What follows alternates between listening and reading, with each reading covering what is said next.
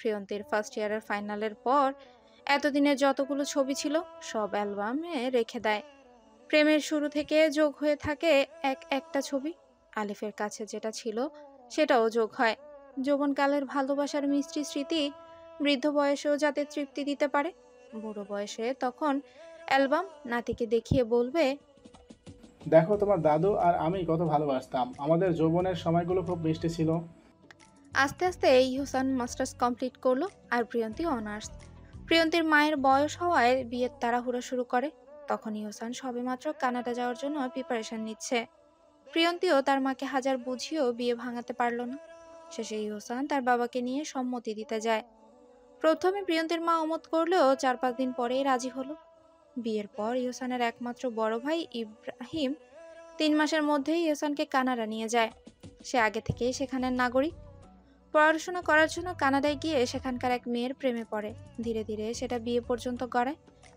এরপর একবার মাত্র দেশে এসেছিল। তার বউ নাতাশার কোনো ইচ্ছে নেই বাংলাদেশে যাওয়ার। তাদের কোল জুড়ে এখন একটা ফুটফুটে মেয়ে সন্তান। দেশে রাজীব চৌধুরীর একটা দোতলা বাড়ি ছিল। বাবার ছেলে মিলেই ছিল সংসার। ইহসান কানাডায় যাওয়ার আগেই প্রিয়ন্তীকে জড়িয়ে ধরে বলল, খুব শীঘ্রই তোমাকে নেওয়ার ব্যবস্থা করব, মন খারাপ করবে না, ফোনে কথা চলবেই। প্রিয়ন্তী চোখের পানি ইহসানের শার্টে মুছে বললে, আমাদের ফিউচার উজ্জ্বল করার জন্য এতটুকু ত্যাগ করতে পারবো না?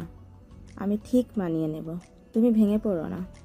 এত কিছুর পর যখন কেউ আমাদের আলাদা করতে পারেনি, আল্লাহ চাইলে মৃত্যুর আগ পর্যন্ত কেউ পারবে না। খুব ভালোবাসি প্রিয় বউ, আমার প্রিয়ন্তীকে ছাড়া থাকতে পারবো না।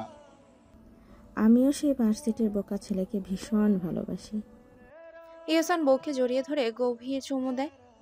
সারা মুখে আদর দিয়ে বোঝাতে চাইলো প্রিয়ন্তী ছাড়া সে কতটা অসহায়। দূরে যেও সুখে থাকবে না। স্বামীর পাগলামোতে প্রিয়ন্তী ফুপিয়ে ওঠে। এত ভালোবাসা পাওয়ার আসলেই কি সে যোগ্য? লোকটা কেন এত চোখে হারায়? বুকে পাথর নিয়ে নিঃশব্দে দুজন কেঁদেই চলল। ইহসানের মতোই প্রিয়ন্তীর কলিজা ছিঁড়ে যাচ্ছে। তবুও একটু সুখের আশায় ত্যাগ গ্রহণ করতেই প্রস্তুত। কিন্তু ইহসান বেচারা কিভাবে বুঝাবে নতুন বউকে রেখে তার কিছুতেই যেতে ইচ্ছে করছে না। মনে এক বুক হতাশা নিয়ে কানাডায় পাড়ি জমায় এসে। প্রিয়ন্তীরও ততদিনে শ্বশুরের সাথে অসাধারণ একটা বন্ধুত্ব গড়ে ওঠে।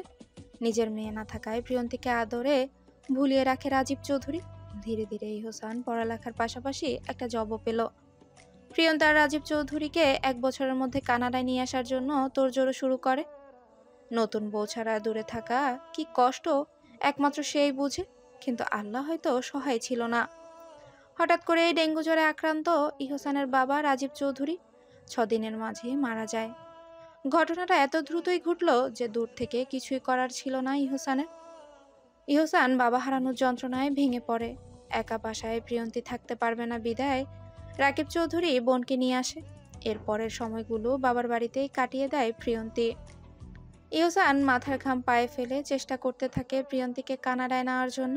প্রিয়ন্তীর বৃদ্ধ বাবাও তখন শয্যাশয়ী। সারাক্ষণ বাবার খেয়াল রাখাই প্রিয়ন্তীর প্রধান কাজ হয়ে দাঁড়ায়। দিনগুলো অনেক মিষ্টি যেতে লাগলো। বিয়ের ঠিক 1 বছর পূর্ণ হওয়ায় 7 দিন আগেই সকল কাগজপত্র রেডি করলো ইহসান। বিয়ের প্রথম অ্যানিভার্সারি দুজনে একসাথে করবে ভেবেই ইহসান আত্মহারা। এয়ারপোর্ট থেকে প্রায় 9 মাস পর ভালোবাসার বউকে কানাডায় নিয়ে আসে। প্রথমে স্পর্শ করে গভীরভাবে।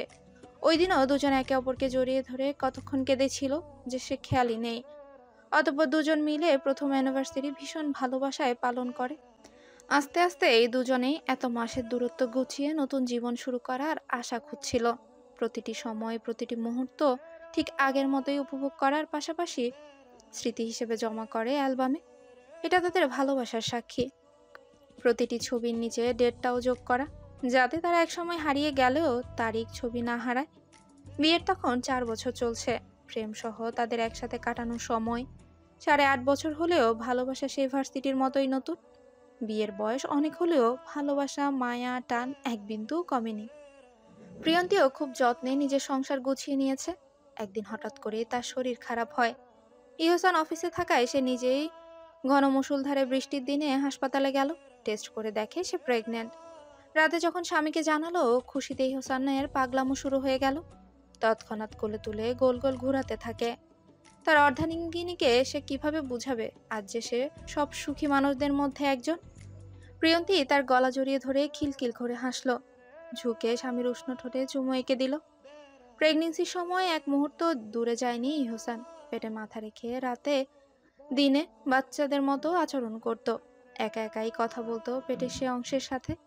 তার চিহ্ন তাকে বাবা বলবে, ঘরে আসবে লক্ষ্মী আর প্রিয়ন্তীর মতো দুষ্ট বাচ্চা। প্রেগনেন্ট অবস্থায় বাসা থেকে রাকিব চৌধুরী ফোন করে জানায় তাদের আব্বু আর পৃথিবীতে নাই। রাকিব বুদ্ধি করে আগে ইহসানকে জানায়, এরপর বাসায় এসে প্রিয়ন্তীর সাথে কথা বলিয়ে দেয়। এই খবর শুনে দেহের সব শক্তি ছেড়ে দেয় প্রিয়ন্তী। মনে পড়ে বাবার সাথে কাটানো শৈশব কৈশোরের সকল আবদার, অভিমান। বাবা ছাড়া যে পৃথিবী অচল। এদিকে বিপাকে পড়ে ইহসান। ঘন ঘন শ্বাস নিতে দেখে জলদি করে হাসপাতালে নিল, কারণ প্রেগনেন্ট অবস্থায় এমন ধকল সামলাতে পারবে না। তার মধ্যে কোনোভাবেই তারা দেশে যেতে পারবে না। উপায় না পেয়ে তারা শেষ দেখা ভিডিও কলে দেখে চোখে তৃষ্ণা মেটায়। হাসপাতালে থেকে 3 দিন পরেই চলে আসে। সারাক্ষণ ইহসান তাকে সময় দিত, ঘুরতে নিয়ে যেত, যেভাবে ভুলিয়ে রাখা যায় সে ব্যবস্থাই করত, বুঝাতো। প্রিয়ন্তী আই কন্ট্যাক্ট করে, মন দিয়ে কথা শোনো। তোমার মা বেঁচে আছে, কিন্তু আমার কেউ কি আছে? মা অনেক আগেই মারা গেছে, তারপর বাবা চলে গেল। আমিও তোমার মতো শেষ দেখা দেখতে পারিনি। এবার একটু বুঝো, আমার মতো এতিম কি আর দুটো আছে? মনোযোগ দিয়ে কথাগুলো শুনে প্রিয়ন্তী শক্ত মনে চিন্তা করলো, তার কিছু হলে পেটের বাচ্চাটার কি উপায় হবে? ইহসানের কি হবে? ইহসানের বুকে মাথা ঠেকিয়ে বলল, এত ভালোবাসো কেন আমায়? কপাল করে জন্মেছিলাম, না চাইতেও তোমাকে পেয়েছি। আর মন খারাপ করব না, প্রমিস। ইহসান স্বস্তির নিঃশ্বাস নিয়ে বউকে জড়িয়ে ধরল। প্রিয়ন্তীও বুঝদারের মতো এরপর থেকে আগের মতো হাসি খুশি থাকার চেষ্টা করে। ইহসানের ভেতরে কষ্টগুলোও ভাগ করে নিতে চায়। আসলেই তো ইহসানেরও তো কেউ নেই, ভাই থেকেও নেই। তারপরের সময়গুলো তো দ্রুত গেল। সিজার করে নার্স জানালো ছেলে সন্তান হয়েছে। তাদের কোল জুড়ে পৃথিবীতে এলো সদ্য জন্মানো বাচ্চা। ভার্সিটি সে প্রণয়কে সাক্ষী রেখে দুজন তাদের প্রিন্সের নাম রাখলো ইহসানের ই দিয়ে ইস্তিরাজ, প্রিয়ন্তীর প্র দিয়ে প্রমুখ, ইস্তিরাজ প্রমুখ, ইস্তিরাজ চৌধুরী প্রমুখ। আস্তে আস্তে বাচ্চাটা বাবা মায়ের আদরে বড় হতে থাকে। বাবার হাত ধরে কানাডার রাস্তায় হাঁটা শিখলো। মায়ের কাছে অপরিপক্ক গলায় বাবা মা মামা কাকা শিখলো। ফোনে মামা আর নানুর সাথে কত কথা তার। ভিডিও কলে মুখের লালা দিয়ে চুমু খেতে থাকে বাচ্চাটা। এইসব দেখে দুপাশের মানুষগুলোই হাসে। ইব্রাহিমের সাথে ইহসানের সম্পর্কের দূরত্ব বাড়ে। তার কারণ নাশাতা। সে অত্যন্ত দাম্ভিক চরিত্রের হওয়ায় ইব্রাহিমকে তার কথায় নাচায়, এক কথায় বলে দেয়। ইব্রাহিম মেনেও নেয়। তাদের সন্তানের তখন 7 বছর। চাচুকে না দেখতে দেখতে পিচি ইকরাও একসময় ভুলে যায়। এক শহরে থেকেও তাদের মাঝে এক যুগ দূরত্ব। ভাইয়ের আচরণে ইহসান প্রথমে কষ্ট পেলেও শেষে মানিয়ে নেয়। তারা যেভাবে থেকে খুশি সেভাবে থাকুক। প্রিয়ন্তী আসার পর দেশে যাওয়া হয়নি। ইহসানের কাজে আর প্রমুখের দুরন্তপনার কারণে ভয়ে প্রিয়ন্তী দেশের মায়া ত্যাগ করলো। আস্তে আস্তে ভেবে নিয়েছিল হয়তো তা কখনো তাদের দেখা হবে না। কানাডাতে প্রমুখের শৈশব শুরু হয়। প্রমুখকে 4.5 বছর বয়সে আর্ট স্কুলে ভর্তি করায় প্রিয়ন্তী, যাতে সেখানে বাচ্চাদের সাথে সময় কাটানো থেকে টুকটাক কিছু শিখতেও পারে।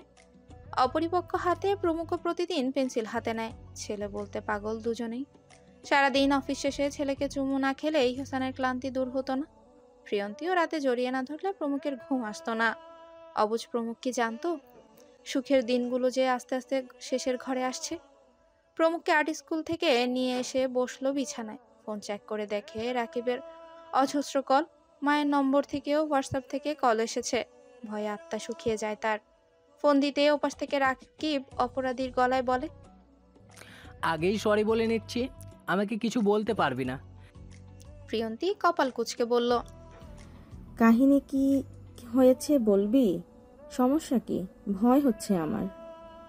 কাল রাতে পালিয়ে বিয়ে করে ফেলেছি প্রিয় আপু। আজ বাসায় এসেছি। মা বকাঝকা করছে সকাল থেকে, এখন একটু শান্ত, মেনে নিয়েছে। জানিস মেয়েটি অনেক শান্ত, লক্ষ্মী। না মেনে নিয়ে উপায় আসে। এখন তোকে বলছি, রাগ করিস না। হুট করে ওর বিয়ে হয়ে যাচ্ছিল, উপায় না পেয়ে পালিয়ে বিয়ে করে ফেলি। জানিস তো ভালোবাসলে তাকে ছাড়া বাঁচা সম্ভব নয়। প্রিয়ন্তী তার কথায় হতবিহ্বল হয়ে যায়। খানিকটা সময় চোয়াল ঝুলিয়ে রাখে। সে ছোট্ট রাকিব এত বড় দুঃসাহস কাজ কিভাবে করলো সে ভেবে পায় না। রাকিব তার কোনো উত্তর না পেয়ে বলল, প্লিজ আপু, তুই অন্তত অভিমান করিস না। যদি পারিস দেশে চলে আয়। প্রিয়ন্তী উত্তেজনায় চিৎকার দিয়ে ওঠে। প্রমুখ খেলছিল। মায়ের আকস্মিক চিল্লানোতে মৃদু ভয়ও পেল। প্রিয়ন্তী একগাল হেসে বলল, কংগ্রেস মাই লিটল ব্রো, কেয়া বাত হে, কিভাবে এমন অসম্ভব কাজ ঘটিয়ে ফেললি, আমার এখনো বিশ্বাস হচ্ছে না। রাকিবও খুশিতে গদগদ হয়ে শার্টের কলার ঝাঁকিয়ে বলল, দেখতে হবে না কার ভাই? প্রিয়ন্তী চৌধুরীর ভাই। ওকে, অসম্ভব কাজকে সম্ভব করাই আমার কাজ। প্রিয়ন্তী মুখ ভেঙচি কেটে পিক চাইল। রাকিব কল রেখে দুজনের বিয়ের পিক সেন্ড করে। রাতে ইহসান বাসায় আসলে সমস্ত ঘটনা অনর্গল বলতে থাকে। পিকও দেখালো। আর প্রিয়ন্তী ভাইয়ের বউ সামনাসামনি দেখার জন্য পাগল হয়ে যায়। ইহসানকে চাপ দিতে থাকে দেশে ঘুরতে যাওয়ার জন্য। তাছাড়া কয়েক মাস পরেও আর যেতে পারবে না। প্রমুখ স্কুলে ভর্তি করাতে হবে। শেষে 2 মাস বইয়ের জ্ঞান জ্ঞান সহ্য করে টিকিট কাটলো বাংলাদেশে। কিন্তু তার মন কিছুতেই সেখানে যেতে চাইছে না। বউ আর ছেলের হাসি মুখ দেখার আশায় নিজের মনের বিরুদ্ধে যায়। কিন্তু শর্ত দেয় 15 দিন থেকেই চলে আসতে হবে। প্রিয়ন্তীও অমত করলো না। প্রমুখের 5 বছর পূর্ণ হবে 3 দিন পরেই। তাই প্রিয়ন্তী সব প্ল্যান ভেবে রাখলো। দেশে অনেক বড় করে জন্মদিন পালন করবে সে। নানু বাড়ি যাওয়ার খুশিতে প্রমুখও নাচতে শুরু করে। ইহসান অল্পভাষী হওয়ায় শ্বশুর বাড়ি ফিরে সবার সাথে আলাপ করলো। সেখানেই রাকিবের বউ লিনাকেও পরিচয় করিয়ে দেয়। প্রিয়ন্তী দেশে ফিরে বাড়ি মাথায় তুলল। সাথে প্রমুখ যেন সকলের কাছে চাঁদমুখ। ফর্সা মা আর হ্যান্ডসাম বাবার ছেলে কোনো কিছুতেই কম না। রূপ হয়েছে চোখ ধাঁধানো। তার মধ্যে কানাডায় থেকেছে। আশপাশ থেকে সবাই প্রমুখকে এক প্রকার টানাটানি শুরু করলো। এসবে অভ্যস্ত না থাকায় ভয়ে কেঁদে ওঠে প্রমুখ। তার মামি লিনা এক দৃষ্টিতে অনেকক্ষণ তাকিয়েছিল তার দিকে। অদৃশ্য টানে সারাক্ষণ প্রমুখকে কোলে নিয়ে থাকতো। এই স্বভাবটাই ইহসানের অপছন্দ ছিল। প্রিয়ন্তীর উপর রেগে গেল। এতদিন ছেলেকে একা বড় করনি, তাহলে কেন এখন অন্যের কোলে দিতে হবে? ও ভয় পাচ্ছে দেখছো না? আমার ছেলেকে নিয়ে আসো, আমি তাকে রাখবো। প্রিয়ন্তী মুখ বাঁকিয়ে বলল, লীনা তো আমাদের পরিবারই সদস্য, এমন হিংসুটের মতো করো কেন? তুমি কি নিয়ে আসবে নাকি আমি যাব? প্রিয়ন্তী নিয়ে এলো। তারপরেই চলে এলো প্রমুখের জন্মদিন 9 সেপ্টেম্বর। সারা বাড়ি লাইটিং ঝলঝল করছে। লিনার বাসা থেকেও ওর বড় ভাই আসে। তাছাড়া আশেপাশের মানুষ মিলে আয়োজন। রাত 12টায় কেক কাটলো। সারা মুখে প্রমুখ কেক লাগিয়ে মায়ের কাছে গেল। তার মানে এখান থেকে খাও। প্রতি বছর জন্মদিনে বিচ্ছুটা এমনই করে। অনুষ্ঠান শেষে সবাই চলে গেল। প্রিয়ন্তী ঘুমালো না। সে প্রমুখকে ঘুম পাড়িয়ে আবদার করলো ইহসানের কাছে। ছেলে ঘুমিয়েছে, চলো যান, আজ আমরা লং ড্রাইভে যাব। ইহসান চোখ পাকিয়ে তাকালেও প্রিয়ন্তী ভয় পেল না। ইহসান কথা না বাড়িয়ে চুপচাপ ঘুমাতে গেল।